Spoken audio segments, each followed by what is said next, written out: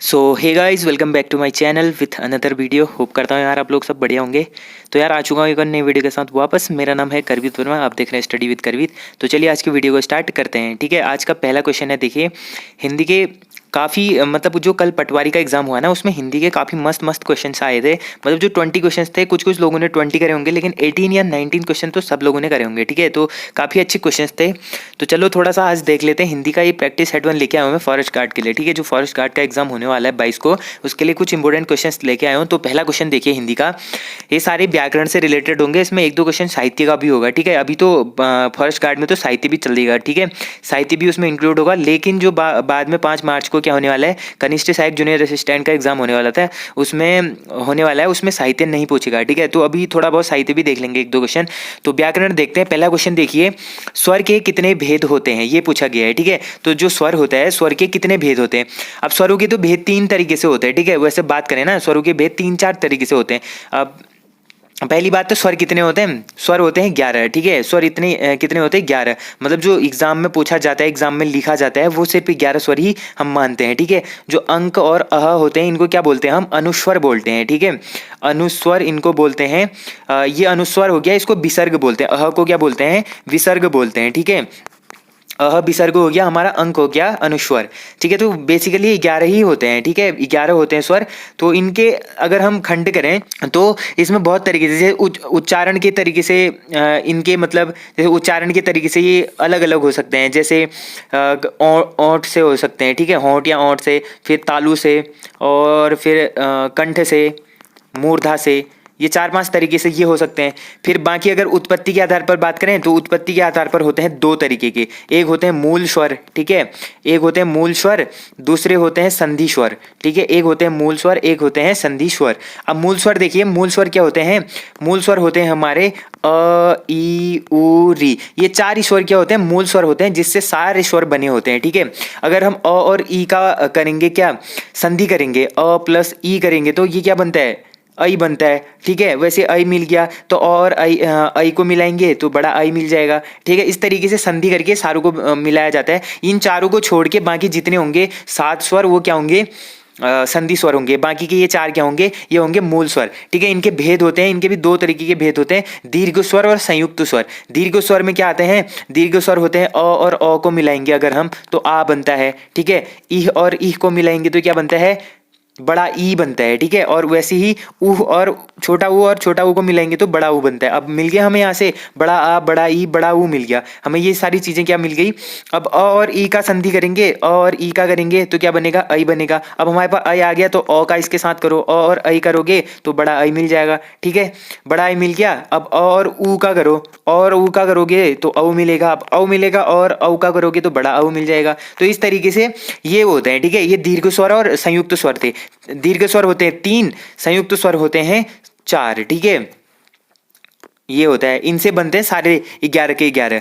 और अगर हम इसमें पूछा गया है, जब भी एग्जाम में पूछता है कि पूछता है स्वर के कितने भेद होते हैं, तो स्वर के भेद पूछता है तो वो पूछता है समय के हिसाब से। ठीक है, समय, मात्रा, कालमान, इनके आधार पर ये क्या पूछता है, स्वरों के भेद पूछता है। ठीक है, समय, मात्रा, कालमान के अनुसार होते हैं स्वरों के 3 भेद होते हैं। ठीक है, 3 भेद होते हैं। पहला भेद देखिए कौन कौन से होते हैं, हिरिस्व स्वर। ठीक है, हिरिस्व स्वर आ गया। हिरिस्व स्वर में आएंगे हमारा अ ई उ री। जो मेन स्वर मैंने जो अभी बताया ना, मेन स्वर कौन कौन से होते हैं, जो मूल स्वर थे, मूल स्वर थे अ ई उ री। इन सब से क्या बना है, सारे वर्ड बने हैं, मतलब 11 के 11 स्वर इन्हीं से बने हैं।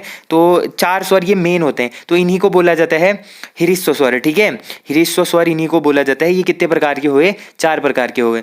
उसके बाद दूसरा भेद देखें तो दूसरा भेद कौन सा होता है, दीर्घ स्वर। ठीक है, दीर्घ स्वर क्या होंगे, जो बाकी के बचे हुए आ ई उ ए ऐ ओ औ, ये सारे क्या होंगे, ये होंगे दीर्घ स्वर। ये कितने हुए, 7।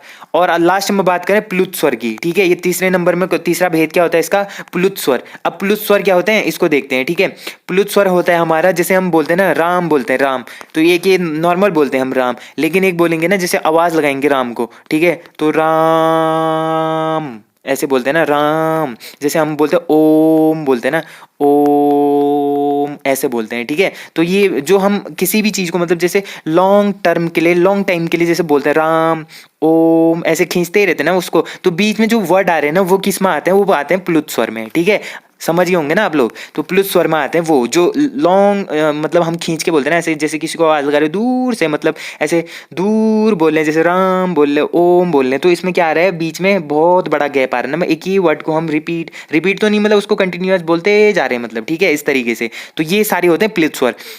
तो तीन भेद हो जाएंगे इसके, ठीक है, ह्रस्व स्वर, दीर्घ स्वर, प्लुत स्वर। ह्रस्व स्वर वही होंगे जो मूल स्वर होंगे, चार, ठीक है, अ ई उ री, और बाकी के बचे दीर्घ स्वर। प्लुत स्वर में सिर्फ राम, ओम, इस तरीके के वर्ड, ठीक है। ये समझ में आ क्या होगा अच्छे से। दूसरा क्वेश्चन देखिए, प वर्ग का उच्चारण होता है। अब देखिए प वर्ग का उच्चारण कहाँ से होता है, ठीक है। प वर्ग का उच्चारण होता है, जैसे अब प बोलिए, प बोलोगे तो होठों का प्रयोग हो रहा है ना, तो ये होगा ओष्ठ से, ठीक है, ओष्ठ से हो जाएगा। इसमें होठों का प्रयोग होता है जब हम प बोलते हैं, ठीक है। ये क्या होगा, प वर्ग हो गया। अगला क्वेश्चन देखिए, वाक्य में क्षण भर ठहराव के लिए प्रयुक्त चिन्ह है। अगर वाक्य में थोड़ी देर के लिए ठहराव आ जाता है तो उस चिन्ह को क्या बोलते हैं, अल्प विराम कहते हैं, ठीक है, अल्प विराम कहते हैं। और अल्प विराम कहाँ लगता है, हमेशा मध्य में लगता है, थोड़ी देर के लिए ठहराव होता है। जैसे हम बोलेंगे और, तो हम इस यहाँ पर बोलेंगे और, फिर रुकेंगे थोड़ा सा, फिर से पहले, इस तरीके से बोलेंगे, ठीक है।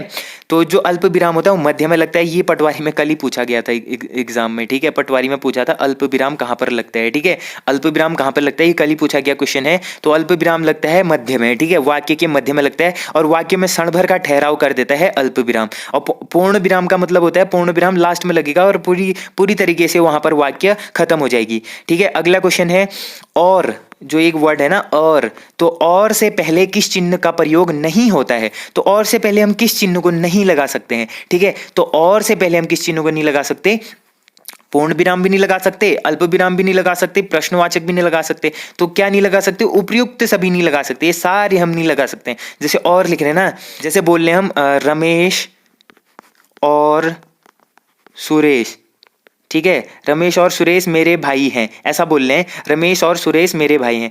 तो और से पहले हम रमेश के यहाँ पर कॉमा लगा सकते हैं, नहीं लगा सकते। क्वेश्चन मार्क लगा सकते हैं, नहीं लगा सकते। पूर्ण विराम लगा सकते हैं, नहीं लगा सकते ना। तो और से पहले कोई भी चिन्ह नहीं लगा सकते हम। तो ये तीन के तीन चिन्ह क्या हो जाएंगे, गलत हो जाएंगे। तो उपयुक्त सभी ऑप्शन डी क्या होगा, इसका राइट आंसर होगा, ठीक है। अगला क्वेश्चन देखिए, सूर्योदय शब्द का संधि विग्रह है, ठीक है, इसका संधि विग्रह या संधि विच्छेद जो भी बोलते हो, ठीक है, संधि विच्छेद करना है इसका सूर्योदय का। तो ये सिंपल क्वेश्चन है, ये आपने आई थिंक 6, 7, 8 में पढ़ा होगा, ठीक है। ये सूर्योदय तो इंपॉर्टेंट था, उसमें हर एग्जाम में सूर्योदय विद्यालय, बस ये दो वर्ड थे, ठीक है, एक सूर्योदय और एक विद्यालय, ये दो दे देंगे, विद्याधनालय, सूर्यधन उदय, तो ये वर्ड दे देते थे। तो इसका सिंपल सा आंसर क्या होगा, सूर्यधन उदय, ठीक है। तो सूर्यधन उदय बराबर क्या हो जाता है, सूर्योदय हो जाता है, ओ, ठीक है। बीच में क्या आ रहा है, ओ आ रहा है, ओ का मतलब गुण संधि, ठीक है। स्वर संधि के कितने भेद, 5 भेद। तो उसमें कौन सा गुण संधि आ जाएगा, जहां पर क्या आता है, ए ओ अर, ठीक है, ए ओ अर, जहां पर आता है वहां पर क्या लगता है, गुण संधि। मैं पहले आपको अच्छे से बता चुका हूं। तो जहां पर ओ आ रहा है बीच में, जैसे आ रहा है ना सूर्य धन उदय, तो सूर्यो, यो मतलब ओ, ठीक है। तो यहाँ पर क्या आएगा, गुण संधि आएगा। अगला देखिए, उत्कृष्ट शब्द का विलोम शब्द है। अब कोई होता है ना उत्कृष्ट, मतलब तो किसी भी चीज में उत्कृष्ट है ऐसा बोलते हैं। तो उत्कृष्ट का मतलब इसका उत्कृष्ट का विलोम होगा निकृष्ट, मतलब किसी भी चीज में जो अच्छा नहीं होता है उसको बोलेंगे निकृष्ट, ठीक है। उत्कृष्ट का हो जाएगा निकृष्ट। अगला है, निम्नलिखित में से कौन सा शब्द शुद्ध है। तो इसमें से कौन सा शब्द शुद्ध होगा, ऑप्शन ए अभिषेक, ठीक है। अभिषेक को ऐसे लिखा जाता है, छोटी ई की मात्रा आती है भ में, ठीक है, छोटी की, अभिषेक ऐसे होते हैं। अगला क्वेश्चन है, निम्नलिखित में से विदेशी शब्द है। मोर भारतीय है, चिड़िया भारतीय शब्द है, जूता भारतीय शब्द है, लेकिन आलपीन क्या है, आलपीन है हमारा विदेशी शब्द, ठीक है, आलपीन है विदेशी शब्द, ठीक है। अगला क्वेश्चन देखिए, यथा विधि का सही उत्तर बताइए। यथा विधि होती है, जो यथा विधि का सही उत्तर क्या होगा, यथा विधि मतलब यथा मतलब इस प्रकार या इस तरीके से, विधि का मतलब होता है विधि, तो विधि के प्रकार से या विधि के अनुसार, इस तरीके से, ठीक है। नियमानुसार होता तो नियम के अनुसार, ठीक है। नियमों तहत होता तो नियम के तहत, नियमोवृद्ध होता तो नियम के अवरुद्ध, ठीक है। इस तरीके से विधि के अनुसार है तो यथा विधि हो जाएगा, ठीक है। इसका ऑप्शन बी क्या होगा, राइट आंसर हो जाएगा 29 का, ठीक है। अगला क्वेश्चन देखिए, उल्लास का सही संधि विच्छेद चुनिए। तो उल्लास में क्या होता है, उत धन लाश, ठीक है, उत धन लाश बराबर क्या होता है, उल्लास हो जाता है। कहाँ पे दिख रहा है, उत धन लाश, फर्स्ट ही दिख रहा है, ठीक है, फर्स्ट ऑप्शन ही है उत धन लाश। अब आप लोग गलती ये मत करना, उतलाश तो ये भी लिखा है, उत धन लाश तो ये भी लिखा है, लेकिन हमेशा जब भी संधि करते हो तो छोटी आ जाती है इसमें संख्या, तो क्या होगा, छोटा होगा, मतलब हलंत लगा, हमेशा हलंत लगा वाला होना चाहिए, ठीक है। तो उत धन लाश बराबर क्या होगा, उल्लास हो जाएगा। अब इसमें कौन सी संधि लगी है, इसमें लगी है भाई साहब व्यंजन संधि, ठीक है। इसमें कौन सी संधि लगी है, इसमें लगी है व्यंजन संधि। और व्यंजन संधि के 7-8 भेद होते हैं जो मैंने आपको पहले बताए हैं, ठीक है। व्यंजन संधि के भी कितने होते हैं, 7-8 भेद होते हैं। तो 7-8 भेदों में जो 8 भेद होते हैं मेन रूप से, 7 या 8, तो उन भेदों में से यहाँ पर कौन सा वाला भेद लगा है, तो इसमें लगा है त संबंधी वाला, ठीक है। त संबंधी जो नियम होता है तो यहाँ पर लगा है त संबंधी नियम, मतलब जो संधि करते टाइम जहां पर भी हमें त दिखेगा तो त और ल जहां पर दिखता है तो ये क्या हो जाता है, पूरा ल हो जाता है, ठीक है।